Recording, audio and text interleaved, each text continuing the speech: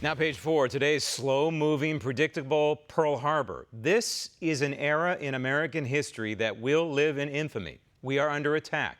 It is not a surprise assault like when the Japanese bombed Pearl Harbor. No, this one we can plainly see coming.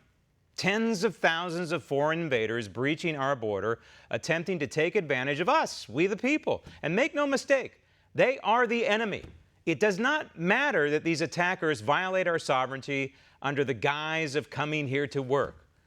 They are nonetheless invading our territory, and they should be repelled because among those attackers are the enemy, people who want to do harm to Americans. We know this to be true, yet our temporary politicians in Washington, D.C. sit there in their ivory towers and tell us there is no crisis, there is no emergency, there is no war along our southern flank. Indeed, Congress is failing to acknowledge the reality that illegal aliens have declared war on the United States. And when the history books are written, they will not look kindly upon those elected officials for ignoring our Pearl Harbor. And that includes Republican members of Congress who do not see the illegal alien forest through the border security trees. These would be GOP senators like Susan Collins.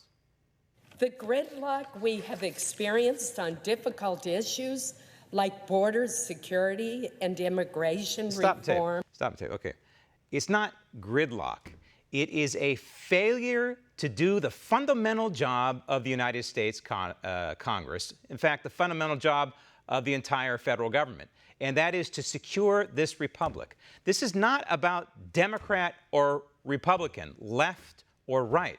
This is about all Americans and securing this nation from an attack from the South. That's what's going on there. Look at the numbers right now. We're talking somewhere in the neighborhood. The Border Patrol is saying now that it's getting to be about 100,000 apprehensions at the border every month. There's a 55% apprehension rate, which tells us that somewhere in the neighborhood of, 90,000 are getting through and they're not being apprehended. They're not being caught. So it's not just 100,000 being caught every month.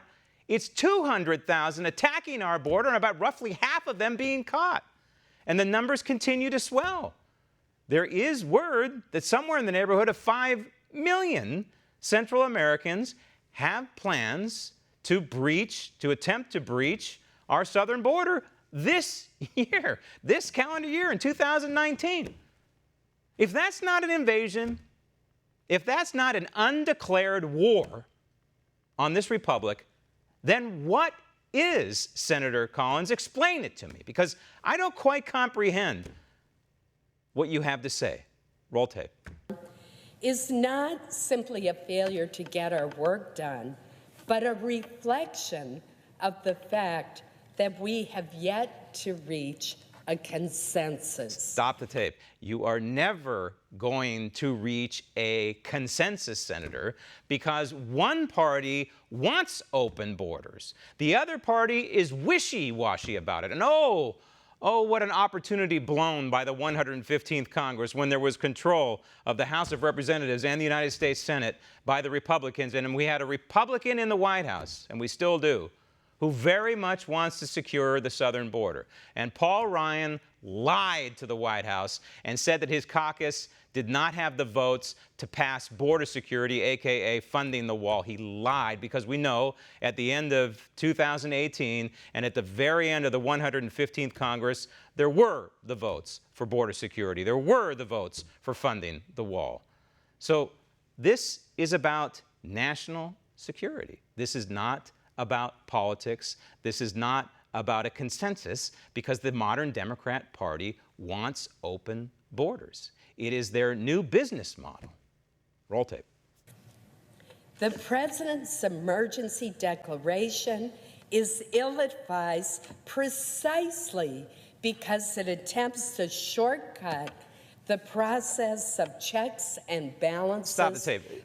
When you ask these constitutional geniuses exactly what he is short-circuiting, how exactly is this a violation of the Constitution, they can't tell you because there is none. It is not a short circuit. The president is following the law, the laws that were passed by Congress. He's only doing what the Congress has allowed him to do. He's not going beyond that whatsoever. National Emergencies Act, and he's using the federal statute to try and secure the southern border. There is nothing unconstitutional.